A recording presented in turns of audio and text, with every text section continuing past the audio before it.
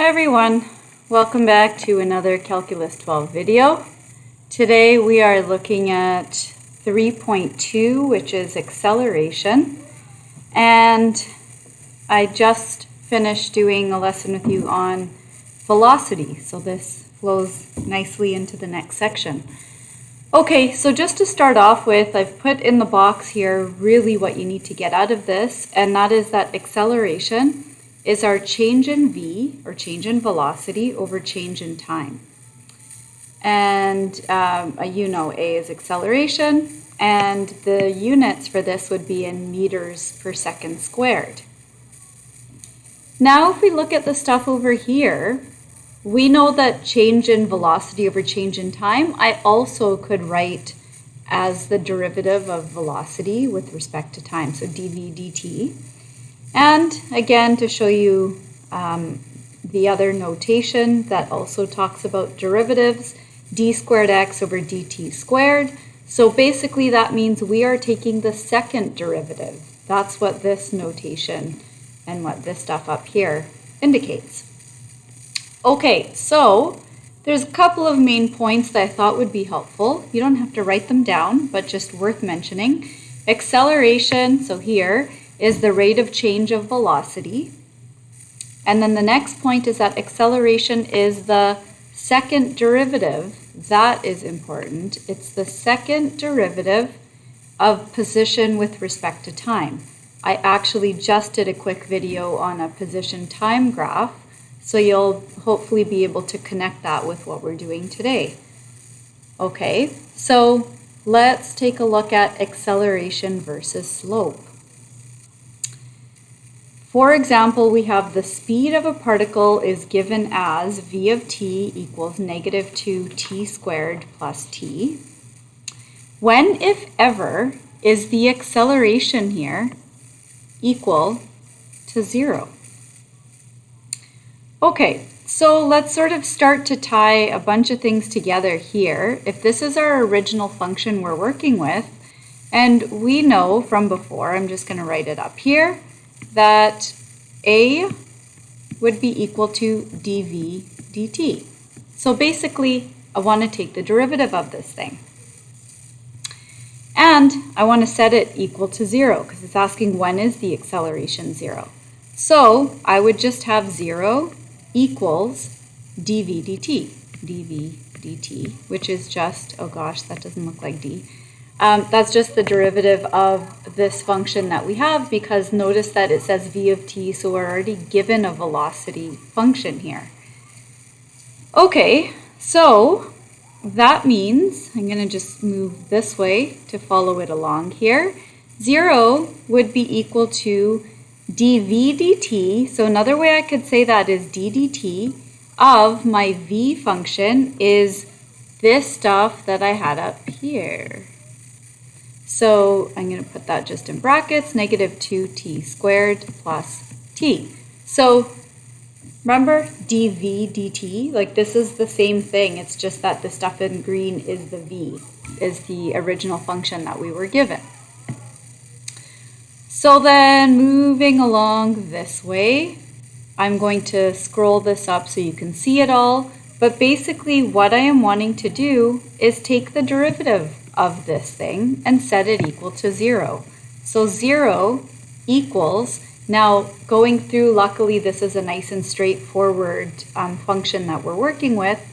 I do that purposely so that you can focus on the skill of figuring out acceleration and not get bogged up in the algebra and the calculations of a really complicated function. So when we take the derivative of this, it would just be the power rule. So I'd take the derivative of this part. Negative 2 times 2 is going to give me negative 4t, so t, and then to the power of 2 minus 1, which just leaves t here. So that's part's done. And then taking the derivative of plus t, we know is just plus 1, because this is like t to the power of 1. When I take 1 away, it means the variable is knocked out. So this is what we're working with. 0 equals negative 4t plus 1. So when I go through my algebra, I'd get negative 1 equals negative 4t. So I want to get the t by itself. So I know that a quarter would be my t value. So let's go back to this. It's saying when, if ever, is the acceleration 0.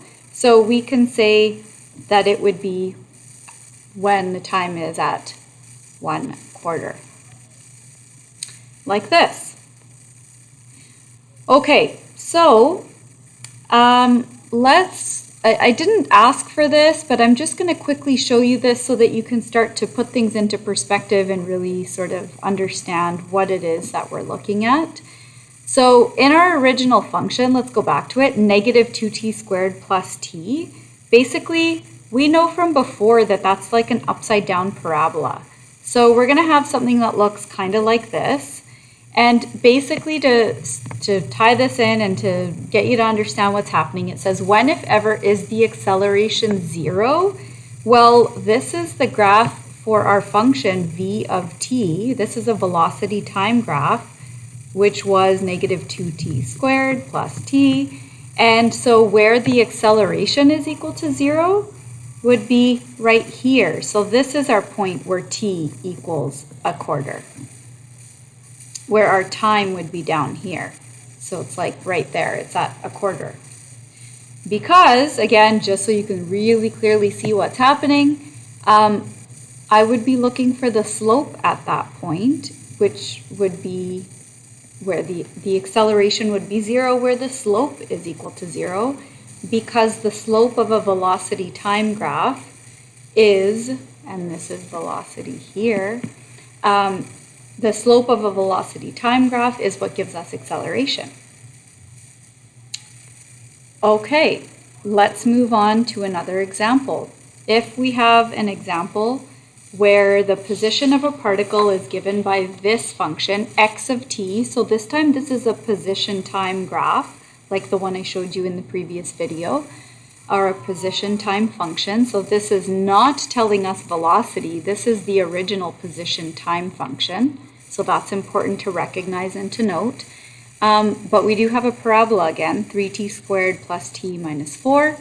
It says, what is the acceleration at time t equals 2? Okay, so working our way through this, first of all, I know that when I look at this, my first step would be to figure out what my velocity is equal to. And my velocity is the same thing as x prime t. So I'm going to take the derivative of this function. Again, this is luckily a pretty straightforward one. We would do the power rule here and get 6t from there. We would do the power rule here and get plus 1. And the power rule on a constant, we know it wipes it out and it's just 0. So that's good. We're done with step number 1. This is step number 1. We found the velocity function. For step number 2, we now want to take the second derivative. So my acceleration is going to be the second derivative of my original function here. So basically, I want to take this function here and now take the derivative of that. So the power rule on the first one here gives me 6, and the other one was a constant, so I'm left with nothing. So after all that work, I find that what is the acceleration at time equals 2? Well, this is kind of tricky. It says at time equals 2, but when I took the second derivative, I actually found a constant for my answer. What that means is it doesn't matter what the time is, the acceleration is going to be 6. Well, let's write this down. So I'm going to say, therefore, my acceleration is equal to 6 meters per second squared, because remember it's second squared because we took the second derivative, for all values of t. So including this time equals 2. So that would be my answer. This would be my answer. Okay, so I hope that that's helpful so far in how we calculate this. And then I also think, just like last time, it's helpful to view this graphically to help sort of put the concepts together and understand what's going on. So I've drawn here a velocity time graph. On our velocity time graph, at this point C, so the one I've drawn in green here, I'm just going to put up here, my acceleration, can I just abbreviate it? Yeah, is 0. Makes sense, because if I were to, take the derivative at that point, or find the slope at that point, it would be equal to 0. Okay, so then moving on to the next point, this pink one, point A here. If we look at it, so velocity is on my y-axis. Notice that if I were to take the slope at this point, it's going to be negative. So I have here a decreasing velocity, and I would have a negative acceleration at that point, if you think about it, because negative acceleration, because acceleration is the slope at that point. So I'm hoping this is helping you to sort of put things into perspective and to tie the concepts together. And then the last one here, point B, I don't know why I went out of order, but that's okay.